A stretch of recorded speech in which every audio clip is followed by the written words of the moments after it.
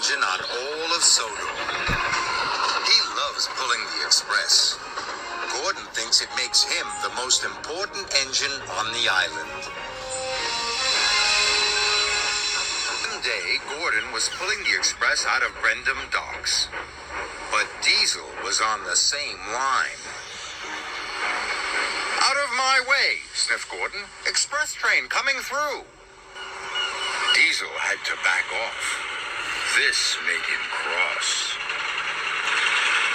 "You steamies are old and clapped out," he sneered. "When Sir Topham Hatt realizes this, you'll all be scrapped." "Scrapped?" scoffed Gordon. "Pah! I'm as fast as I ever was." And he chuffed proudly out of the docks.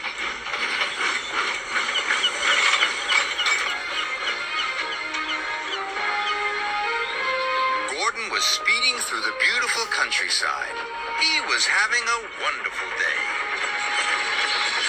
But then he heard a horrible squeaking noise. Gordon was upset. Squeaking could only mean one thing. Something was wrong. What if Diesel's right, he thought. What if Sir Topham Hatt scraps me?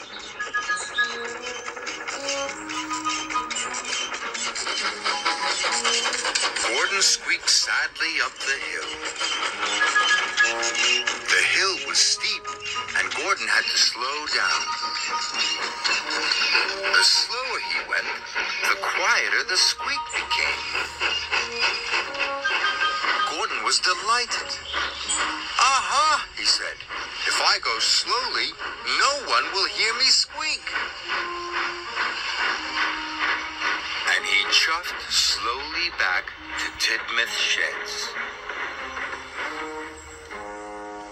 That evening, Sir Topham Hatt came to see Gordon. "Tomorrow is a very special day," he said. "I am taking some village children on a boat trip. You, Gordon, are to take us to Brendam docks. The boat leaves at 9 o'clock, so you must not be late." The next morning, Gordon waited for everyone to go. Then he puffed slowly away so no one would hear his squeak. Once out of the sheds, he started to pick up speed. His pistons pumped and his wheels spun, and he began to squeak again.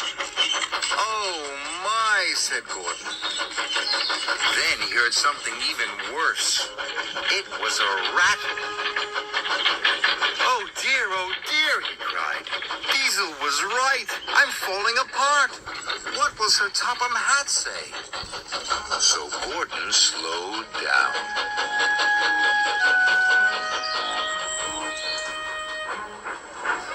Gordon crawled slowly into the station to collect the children.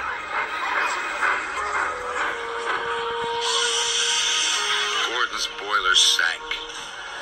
If he went slowly, the children would miss their boat trip. But if he went quickly, Sir Topham Hatt would hear his squeak and his rattle. He'd know Gordon was wearing out and send him to the scrapyard. With the children safely on board, Gordon pulled slowly out of the station.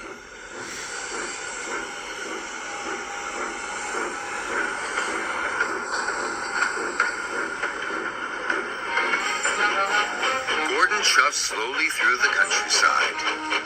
He thought things were going well.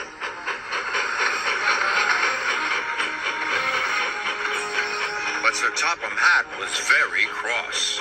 He spoke sternly to Gordon. "Why are you fooling around, Gordon?" he boomed. "You must go quickly, or the children will miss the boat, and that will never do." "Yes, sir," said Gordon sadly.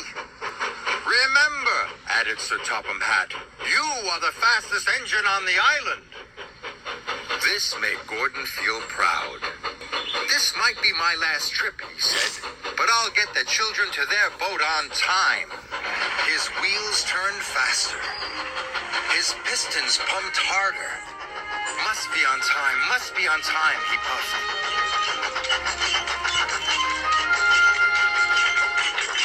Soon, he began to squeak, and Rattle too.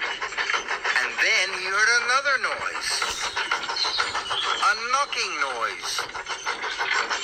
But Gordon didn't care. If this was his last trip, he was going to go as fast as he possibly could. Gordon squeaked and rattled and knocked all the way to Brendam Docks. Salty and Henry were surprised. They had never heard an engine make such awful noises. Sounds like another steamy ready for the scrapyard, sneered Diesel. But Gordon didn't care about Diesel. He had made good time, and the children would catch their boat. I made it, he cried proudly. Thank you, Gordon, shouted the children happily. I knew you could do it, said Sir Topham Hatt. But why haven't you been to the repair yard? The repair yard, gasped Gordon. You have been making lots of noises, said Sir Topham Hatt. You need to have your engine looked at. So you're not going to scrap me? asked Gordon. Scrap Gordon, boomed Sir Topham Hatt. The fastest engine on Sodor? Who would pull the express? Gordon beamed with pride. Gordon spent the next day having his pistons polished, his axles greased, and his wheels well oiled. At last, he didn't make any more funny noises. Gordon was as good as new, and he felt even better.